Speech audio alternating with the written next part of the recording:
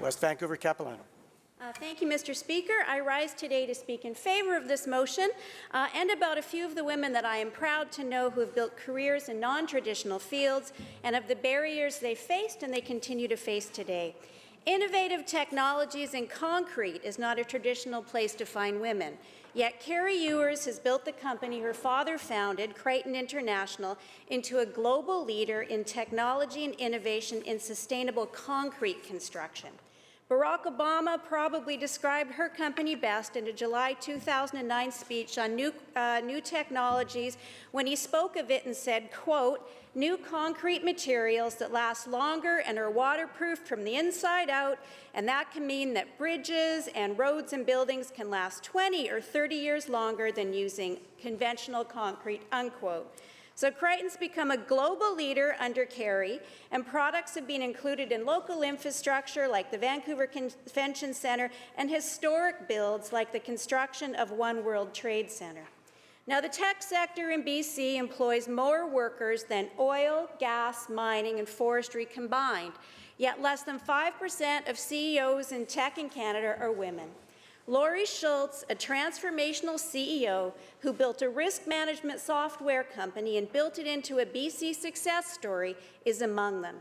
In 2011, she took over as CEO of a tech company whose sales had flatlined.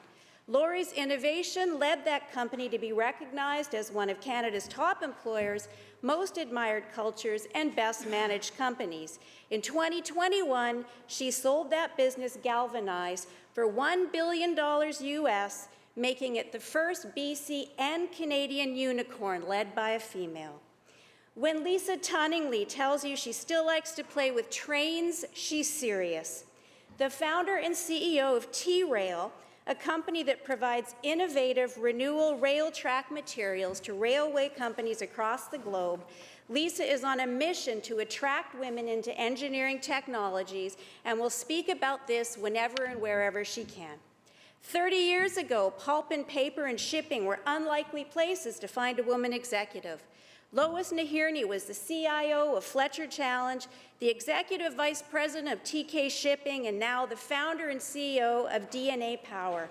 Among many volunteer pursuits, Lois co-founded We for She to improve the economic opportunities for girls across British Columbia. Now, there are so many incredible women in BC who have made success in traditionally male sectors.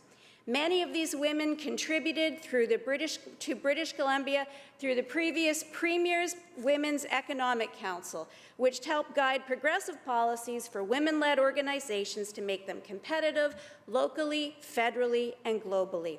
Now, knowing I was responding to this motion, I called a few of these women over the last week to ask what were the barriers that they'd like me to share here, and this is what I've heard. We can start with gender role assumptions and misogyny. It's harder for women to raise equity, harder for women to move into senior executive roles, become CEOs and get paid board roles, and pay equity remains a huge issue. That continuing unconscious bias where women still feel often isolated, where they felt criticized and hard to be heard. There was often a culture of drinking, which was exclusionary.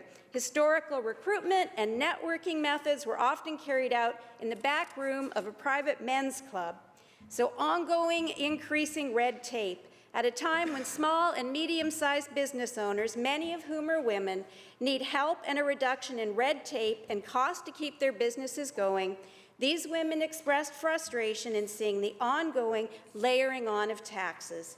And then there's the critical talent and recruitment retention. The challenges when hiring and retaining staff is a theme across all sectors, but recruiting women to building technology and rail technology is particularly difficult. Factoring in the high cost of housing, BC's personal income tax regime adds to the challenge of attracting and developing the talent they need. So let's not lose these amazing women leaders and their contributions by putting up barriers to their personal success and their economic success. And I will finish with my favorite subject. Women, regardless of the career they have chosen, need access to affordable and flexible childcare. So quality childcare will not only help a child thrive and be their best, but it will also help a woman do the same thing. Thank you, Mr. Speaker.